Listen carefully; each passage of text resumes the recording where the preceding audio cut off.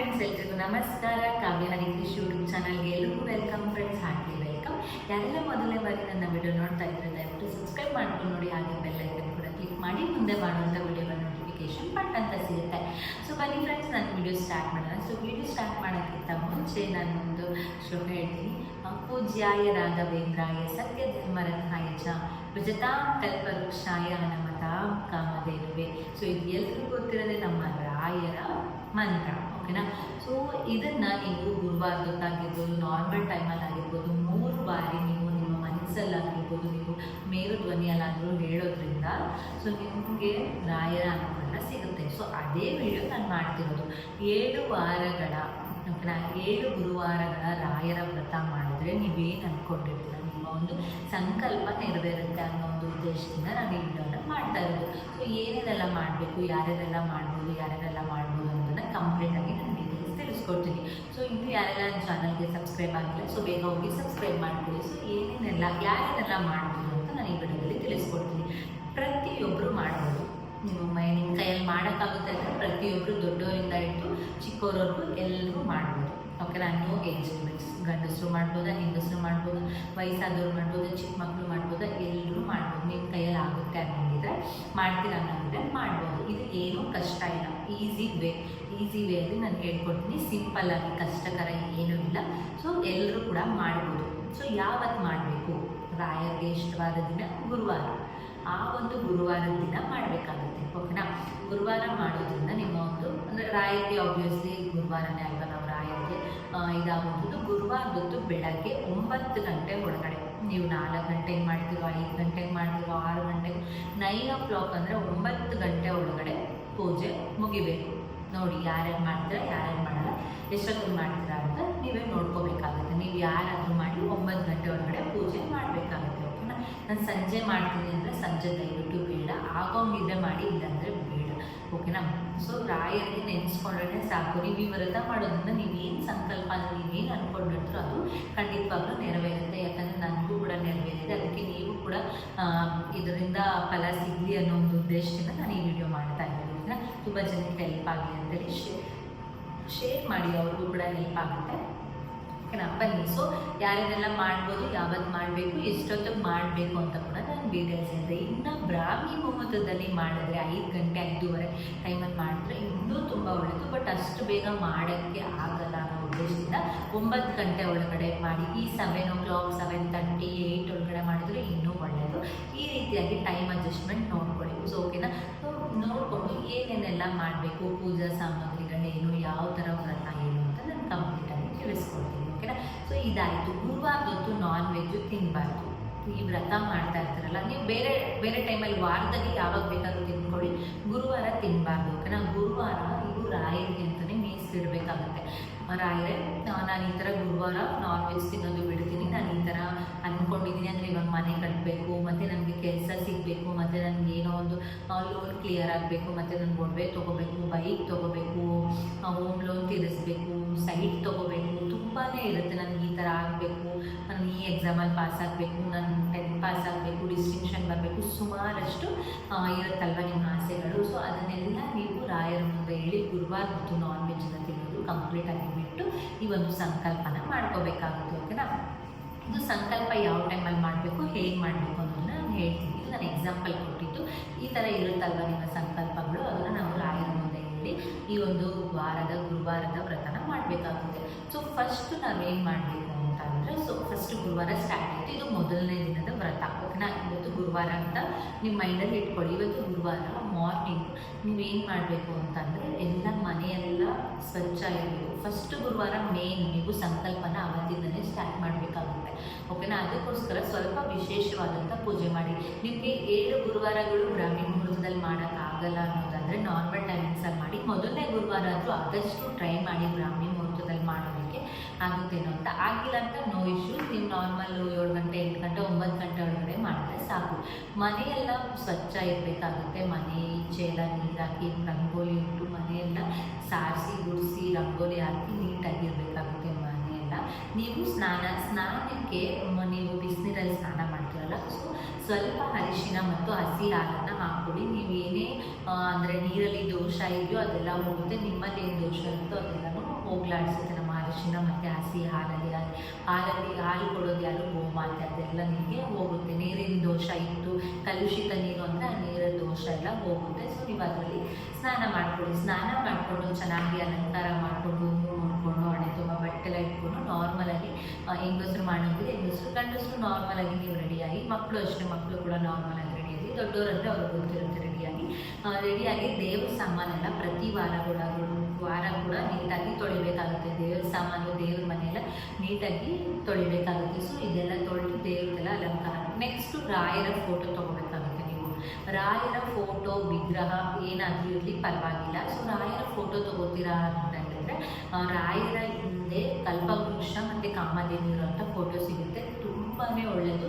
ಬರೀ ರಾಯರ ಫೋಟೋ ಇಟ್ಟು ಯಾರು ಪೂಜೆ ಮಾಡಬೇಡಿ. ಕಲ್ಪವೃಕ್ಷ ಕಾಮಧೇನು ಇಟ್ಟು ಪೂಜೆ ಮಾಡೋದ್ರಿಂದ ಇನ್ನೂ ಹೆಚ್ಚು ಫಲ ನಿಮಗೆ ಸಿಗುತ್ತೆ. ವಿಗ್ರಹ ಇತ್ತು ಅಂದರೆ ಅದು ಕೂಡ ಕಲ್ಪವೃಕ್ಷ ಕಾಮಧೇನು ವಿಗ್ರಹನೇ ಇರುತ್ತೆ. ಸೊ ಅದಕ್ಕೆ ಪೂಜೆ ಮಾಡಿ ತುಂಬ ಒಳ್ಳೆಯದಾಗುತ್ತೆ. ಸೊ ಇವಾಗ ನಾನು ಫೋಟೋ ಎಕ್ಸಾಂಪಲ್ ತೊಗೊತೀನಿ. ಒಂದು ಫೋಟೋ ಇತ್ತು ನಿಮ್ಮ ಹತ್ರ ಅಂದರೆ ರಾಯರದು. ಸೊ ಫಸ್ಟು ರಾಯರಿಗೆ ನಾವೇನು ಮಾಡಬೇಕು, ಫೋಟೋ ಎಲ್ಲ ಒರೆಸಿ ಅದಕ್ಕೆ ಗಂಧ, ಅರಿಶಿನ ಕುಂಕುಮ, ಗಂಧ ಮೇನ್ ಇಡಿ. ಅರಿಶಿನ ಕುಂಕುಮ ಇಟ್ಟಿಲ್ಲ ಅಂದರೆ ಇಡ್ಸೋಕೆ ನಾವು ಪ್ರಾಬ್ಲಮ್. ಗಂಧ ಮಾತ್ರ ಮಸ್ಟ್ ಇಡಲೇಬೇಕು. ಗಂಧ, ಅರಿಶಿನ ಕುಂಕುಮ ಇಟ್ಟು ದೇವರಿಗೆ ಅಲಂಕಾರ ಮಾಡಿ. ನೆಕ್ಸ್ಟ್ ಬಂದು ಗೆಜ್ಜೆ ವಸ್ತ್ರ. ಗೆಜ್ಜೆ ವಸ್ತ್ರನೂ ರಾಯರಿಗೆ ತುಂಬ ಪ್ರಿಯ. ರಾಯರಿಗೆ ಗೆಜ್ಜೆ ವಸ್ತ್ರ ಹಾಕಬೇಕಾಗುತ್ತೆ. 21 ಎಳೆ ಇರುವಂತಹ ಗೆಜ್ಜೆ ವಸ್ತ್ರನ ಹಾಕಬೇಕಾಗುತ್ತೆ. ಅಂಗಡಿಗಳಲ್ಲಿ ಸಿಗುತ್ತೆ, ಹಾಕಿ. ಇಲ್ಲ ನೀವೇ ಮನೆಯಲ್ಲಿ ಮಾಡ್ಕೊತೀರ, ಸುಮಾರಷ್ಟು ಹೆಂಗಸರು ಮನೆಯಲ್ಲೇ ಮಾಡ್ಕೋತಾರೆ, ಮಾಡಿಕೊಡಿ ಬೆಲೆಗೂ. ಸೊ ಇಲ್ಲ ಅಂದರೆ ಅಂಗಡಿಯಲ್ಲಿ ಸಿಗುತ್ತೆ 21 ಎಳೆ ಏನು ಗೆಜ್ಜೆ ವಸ್ತ್ರ, ಅದನ್ನು ತಂದು ಹಾಕಬೇಕಾಗುತ್ತೆ. ನಾವು ಹೇಗೆ ವಸ್ತ್ರ ಹಾಕೋತೀವೋ ದೇವರಿಗೂ ಕೂಡ ಗೆಜ್ಜೆ ವಸ್ತ್ರ ಅಂದರೆ ವಸ್ತ್ರ ಹಾಕುವಂಥದ್ದು. ದೇವರಿಗೆ ಫೋಟೋ ಎಲ್ಲ ಒರೆಸಿ ಅರಿಶಿನ ಕುಂಕುಮ ಹಚ್ಚಿ ಗೆಜ್ಜೆ ವಸ್ತ್ರ ಹಾಕಿ. ನಿಮ್ಗೆ ಇನ್ನೂ ಅನುಕೂಲ ಇರುತ್ತೆ ಅಂತಂದರೆ ರಾಯರದು ಪಂಚೆ ಮತ್ತು ಟವಲ್ ಬರುತ್ತಲ್ವ ಆರೆಂಜ್ ಕಲರ್ದು, ಅದನ್ನು ಕೂಡ ಇಟ್ಟು ನೀವು ಪೂಜೆ ಮಾಡಬೇಕು. ವಾರ ಚೇಂಜ್ ಮಾಡಬೇಕು, ಒಂದೇ ಇಡೋ ಆಗಿಲ್ಲ. ಅನುಕೂಲ ಇದ್ದರೆ ಮಾಡಿ, ಇಲ್ಲಾಂದರೆ ನೋ ಪ್ರಾಬ್ಲಮ್. ಗೆಜ್ಜೆ ವಸ್ತ್ರ ಹಾಕಿದ್ರೆ ಸಾಕು. ಆರೆಂಜ್ ಕಲರ್ ಪಂಚೆ ಮತ್ತು ಟವಲ್ ಪಂಚೆ ಇಟ್ಟಿಲ್ಲ ಅಂದರೂ ಟವಲ್ ಇಟ್ಟರು ಓಕೆ. ನಿಮ್ಗೆ ಅನುಕೂಲ ಇತ್ತು ಅಂತಂದರೆ ಮಾಡಿ. ಏನು ರಾಯರು ಅದೇ ಇಡಬೇಕು ಅಂತ ಏನಿಲ್ಲ, ನಾನು ಹೇಳ್ತಿದ್ದೀನಿ ಅಷ್ಟೇ. ಗೆಜ್ಜೆ ವಸ್ತ್ರ ಮಾತ್ರ ಹಾಕಿ. ಗೆಜ್ಜೆ ವಸ್ತ್ರ ಮನೆಯಲ್ಲೇ ಮಾಡ್ಬೋದು, ಇಲ್ಲಾಂದರೆ ಅಂಗಡಿಯಿಂದ ತಂದು ಹಾಕಿ. ನೆಕ್ಸ್ಟು ಹೂವು. ನೀವು ರಾಯರಿಗೆ 5 ಪುಷ್ಪಗಳಿಂದ ರಾಯರಿಗೆ ಅಲಂಕಾರವನ್ನು ಮಾಡ್ಬೋದು. ಯಾವುದು ರಾಯರಿಗೆ ತುಂಬ ಇಷ್ಟ ಅಂದರೆ ಮಲ್ಲಿಗೆ ಅಂದರೆ ತುಂಬ ಇಷ್ಟ, ಹಾಗೆ ತುಳಸಿ, ಕನಕಾಂಬರ. ಈ 3 ನಿಮಗೆ 5 ಹೂವು ಸಿಕ್ಕಿಲ್ಲ ಅಂದರೆ ಈ 3 ಹೂವು ಅದು ಹಾಕಿ. ಏನೂ ಸಿಕ್ಕಿಲ್ಲ ಅಂದರೂ ಮಲ್ಲಿಗೆ ಹೂವು ಅದು ಹಾಕಿ. ರಾಯರಿಗೆ ತುಂಬಾ ಪ್ರಿಯವಾದದ್ದು. ತುಳಸಿನೂ ಅಷ್ಟೇ ತುಂಬ ಪ್ರಿಯ, ಹಾಗೆ ಕನಕಾಂಬರನೂ ಕೂಡ ರಾಯರಿಗೆ ತುಂಬ. ಯಾಕಂದರೆ ಕನಕಾಂಬರ ಇರೋದು ಆರೆಂಜ್ ಕಲರ್, ಅದಕ್ಕೆ ಇಷ್ಟ. ಮತ್ತು ನೀವು ರೋಸ್ ಮತ್ತು ಇನ್ನೊಂದು ಇದು ಮಾರಿಗೋಲ್ಡ್, ಶಾಮಂತಿಗೆ ಎಲ್ಲ ಬರುತ್ತಲ್ಲ ಅದು. ಈ ರೀತಿಯಾಗಿ 5 ಪುಷ್ಪಗಳಿಂದ ರಾಯರಿಗೆ ಅಲಂಕಾರವನ್ನು ಮಾಡಬೇಕಾಗುತ್ತೆ. 5 ಇಲ್ಲ ನಮ್ಮ ಹತ್ರ ಒಂದಿದೆ ಅಂದರೆ ಮಾಡಿ. ಓಕೆ, ನಮ್ಮ ಮನೆ ಹತ್ರ ಆ ಕಡೆ ಈ ಕಡೆ ಪಕ್ಕ ಎಲ್ಲ ಬೇರೆ ಬೇರೆ ಹೂವುಗಳು ಬಿಟ್ಟಿರ್ತಾವಲ್ಲ, ಅದನ್ನ ಎಲ್ಲ ತಂದು ಎಷ್ಟು ಇರುತ್ತೋ ಹೂವುಗಳು ಅದರಿಂದ ಅಲಂಕಾರನ ಮಾಡಿ. ಅದೇ ಥರ ರಾಯರಿಗೆ ಏನು ಮಾಡಿರ್ತೀರೋ, ನಿಮ್ಮ ಮನೆಯಲ್ಲಿ ಪೂಜಾ ಸಾಮಗ್ರಿಗಳಿರುತ್ತಲ್ಲ ಅದನ್ನೆಲ್ಲ ನೀಟಾಗಿ ಇಟ್ಟು ಅದಕ್ಕೂ ಅರಿಶಿನ ಕುಂಕುಮ ಎಲ್ಲ ಹಚ್ಚಿ ನೀಟಾಗಿ ಅದಕ್ಕೂ ಕೂಡ ಹೂವು ಎಲ್ಲ ಇಟ್ಟು ಅಲಂಕಾರ ಮಾಡಿ. ಬೇರೆ ಬೇರೆ photo, Lakshmi photo, Ganesha photo ಎಲ್ಲ ಫೋಟೋಸ್ ಇಟ್ಕೊಂಡಿರ್ತಾರಲ್ಲ ಅದಕ್ಕೂ ಕೂಡ ಎಲ್ಲ ನೀಟಾಗಿ ಅಲಂಕಾರವನ್ನು ಮಾಡಿ.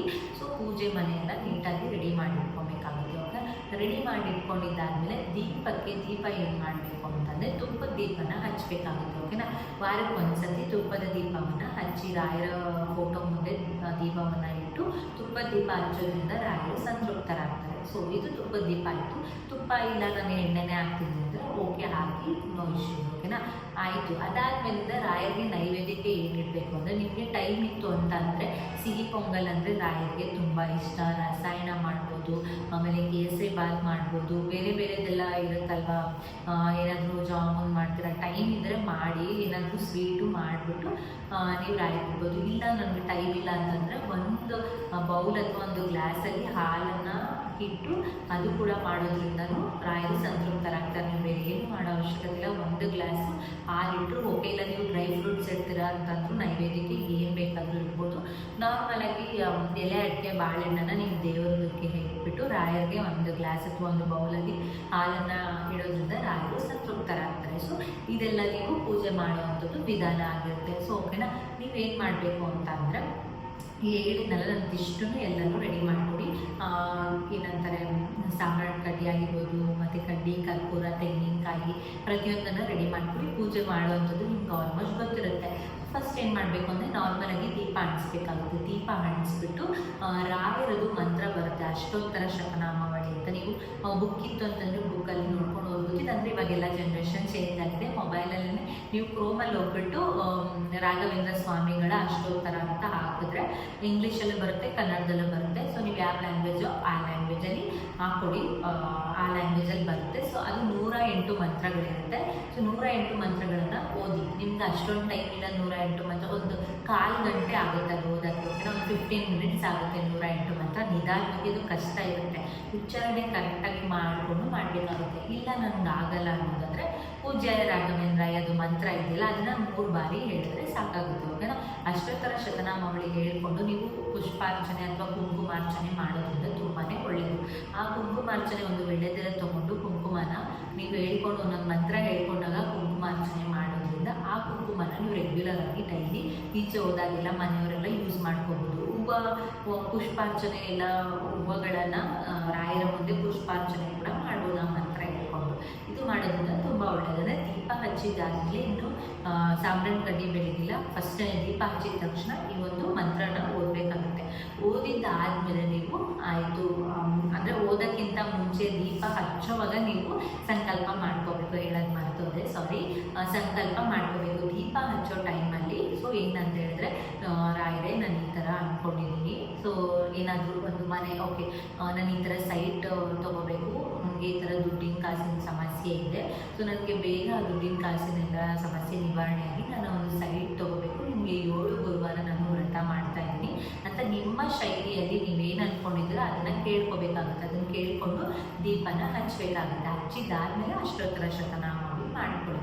ಮಾಡಿದ್ದಾದಮೇಲೆ ಸಾಂಬ್ರಾಣಿ ಕಡ್ಡಿ ಎಲ್ಲ ಬೆಳಗಿ ಮತ್ತು ಕಾಯಿ ಹೊಡೆದು ಕಾಯೆಲ್ಲ ಇಟ್ಟು ಅದಾದಮೇಲೆ ಧೂಪ ದೀಪಗಳಿಂದ ಮಂಗಳಾರತಿ ಎಲ್ಲ ಮಾಡಿ ಪೂಜೆನ ಮಾಡಬೇಕಾಗುತ್ತೆ. ಸೊ ಇದೆಲ್ಲನೂ ಮಾಡುವಾಗ ನೀವು ರಾಯರ ಹತ್ರ ನಿಮ್ಮ ಸಂಕಲ್ಪ ಮೊದಲನೇ ದಿನ ಹೇಳ್ಕೊತಾ ಇರಬೇಕು. ರಾಯರೇ ಈ ಥರ ಅಂದ್ಕೊಂಡಿದ್ದೀನಿ, ಅನುಗ್ರಹ ಮಾಡಿ. ಒಂದೊಂದು ರಾಯರು ಏನು ಮಾಡ್ತಾರೆ, ಒಬ್ಬೊಬ್ಬರು ಮನೆಯಲ್ಲಿ ಪುಷ್ಪಗಳ ಮುಖಾಂತರ ಸಂಧೆ ಅಂದರೆ ಬಲಗಡೆ ಬಿದ್ದರೆ ಆಗುತ್ತೆ ಅನ್ನೋದು ಆ ಥರ ಕೂಡ ನಡೆದಿದೆ ಅಲ್ವಾ. ಅದಕ್ಕೆ ಹೇಳೋದು ರಾಯರು ಪವರ್ಫುಲ್ ಅಂತ ಹೇಳಿ.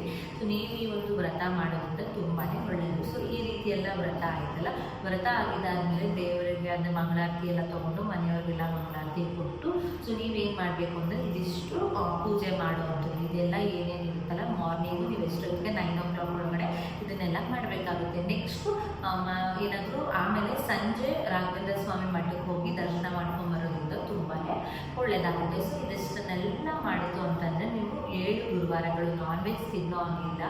ಸೊ ನೋಡಿಕೊಂಡು ಮಾಡಿ. ನಾನ್ ವೆಜ್ ತಿನ್ನೋರು ಗುರುವಾರ ನಾನ್ ವೆಜ್ ತಿಂತೀನಿ ಅಂದರೆ ಮಾಡಿಬಿಡಿ. ಪೂಜೆ ಮಾಡಿಬಿಟ್ಟು ಬೆಳಗ್ಗೆ ಪೂಜೆ ಮಾಡಿ ಸಂಜೆ ನಾನ್ ವೆಜ್ ತಿಂತೀನಿ ಅಂದರೆ ಬೇಡ, ಮಾಡಿಬಿಡಿ. ಗುರುವಾರ ಕಂಪ್ಲೀಟಾಗಿ ಯಾರು ನಾನ್ ವೆಜ್ ಅವಾಯ್ಡ್ ಮಾಡ್ತಾರೋ ಅವ್ರು ಮಾತ್ರ ಮಾಡಬೇಕಾಗೋದು. ಗುರುವಾರ ಮಾಡಿ ನಂತರ ಸಂಜೆ ಕೂಡ ಕೈಕಾಲು ಮುಖ ಎಲ್ಲ ತೊಳ್ಕೊಂಡು ನಂತರ ದೀಪ ಹಚ್ಚಿ ದೇವರ ಹತ್ರ ಕೇಳಿಕೊಂಡು ರಾಘವೇಂದ್ರ ಸ್ವಾಮಿ ಮಠಕ್ಕೆ ಹೋಗಿ ಬರ್ಬೋದು. ಇಲ್ಲಾಂದರೆ ನೋ ಪ್ರಾಬ್ಲಮ್. ಬಟ್ ಈ ವ್ರತನ ಕಂಪ್ಲೀಟಾಗಿ 7 ಗುರುವಾರಗಳು ಮಾಡಿ. ಲೇಡೀಸ್ ಏನಾದರೂ ಪೀರಿಯಡ್ಸ್ ಆಗಿತ್ತು ಅಂದರೆ 1 ವಾರ ಸ್ಕಿಪ್ ಮಾಡಿ ನೆಕ್ಸ್ಟ್ ವಾರ ಕಂಟಿನ್ಯೂ ಮಾಡ್ಕೊಂಡು ಹೋಗಿ. 7 ಗುರುವಾರಗಳು ಮಸ್ಟ್ ಅಂಡ್ ಶುಡ್ ಮಾಡಬೇಕಾಗುತ್ತೆ. ಒಬ್ಬೊಬ್ಬರಿಗೆ ಅಷ್ಟರೊಳಗಡೆ ನಿಮ್ಮ ಸಂಕಲ್ಪ ನೆರವೇರುತ್ತೆ.